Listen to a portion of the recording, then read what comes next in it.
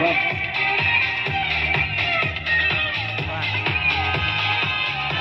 người Bắc Hà dưới lòng tỉnh sâu, mùa Bắc Hà xuống mà lòng vây lất, thiên trở tan mà chẳng muốn về. Các cô gái Dao đang đứng đầu trên hàng đầu của các dân tộc, sau đó là các cô gái Tài và các cô gái Mông tiếp tục tăng cường những thi đấu để chào đón các vận động viên nhảy với làn điệu nhảy hiện đại trên sân khấu.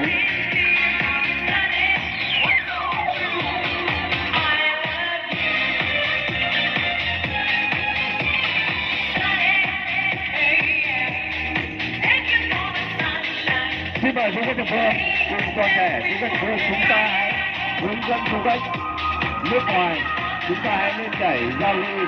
Đây là phần giao lưu.